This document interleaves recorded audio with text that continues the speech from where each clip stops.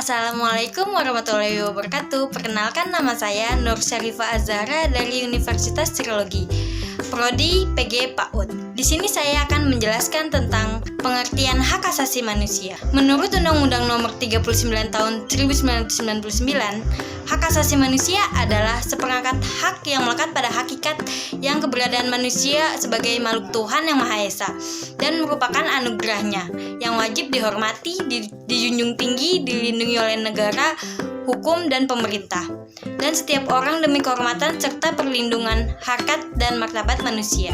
Hak asasi manusia juga mempunyai ciri-ciri khusus hak asasi manusia. Yang pertama, universal.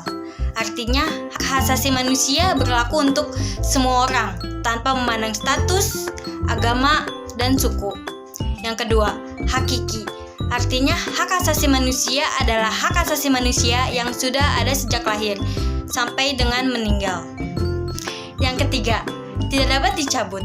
Artinya, hak asasi manusia tidak dapat dihilangkan, dicabut oleh siapapun. Jadi hak asasi manusia ini sangat penting. Terus yang terakhir, yang keempat, tidak dapat dibagi. Artinya, semua orang berhak mendapatkan hak-haknya. Macam-macam hak asasi manusia. Yang pertama, personal right atau hak asasi pribadi. Hak asasi pribadi adalah hak asasi yang berhubungan dengan kehidupan pribadi manusia. Yang kedua, property rights atau hak asasi ekonomi. Yang ketiga, political rights atau hak asasi politik. Hak asasi yang berkaitan dengan kegiatan politik. Yang keempat, social and culture rights atau hak sosial budaya.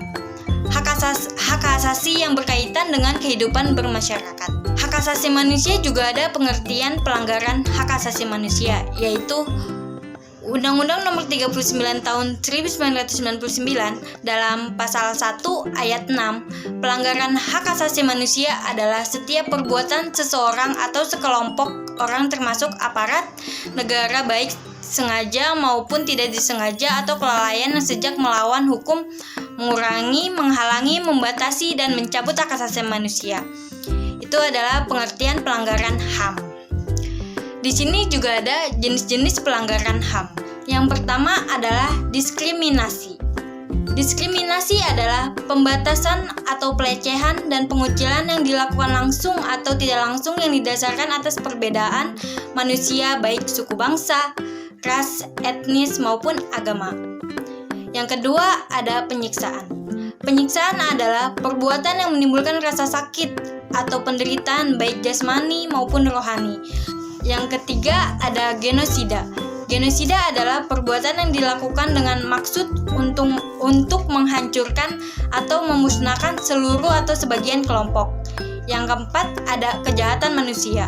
Kejahatan manusia adalah perbuatan yang dilakukan sebagai bagian dari serangan yang meluas atau sistemik. Kesimpulan hak asasi manusia. Kesimpulan hak asasi manusia mempunyai arti penting bagi kehidupan manusia, terutama dalam hubungan antara negara dan warga negara, dan dalam hubungan antara sesama warga negara. Hak asasi manusia merupakan hak dasar yang dimiliki manusia sejak dilahirkan, yang diperoleh manusia dari Tuhan yang Maha Esa, dan merupakan hak yang tidak dapat diabaikan. Jadi hak asasi manusia ini sangat penting dan tidak bisa diganggu-gugat oleh siapapun. Sekian penjelasan dari saya tentang hak asasi manusia. Di sini saya akan memberi pantun. Jika ada durian dibelah, jangan dimakan seorang diri. Jika ada kata yang salah, mohon maaf sepenuh hati. Walau tidak suka buah kecapi, tangan mengambil lidah mencicipi. Walau dak-dikduk dalam hati, semoga bermanfaat. Ini presentasi. Sekian dari saya presentasi. Bila ada salah kata, mohon dimaafkan. Terima kasih. Assalamualaikum warahmatullahi wabarakatuh.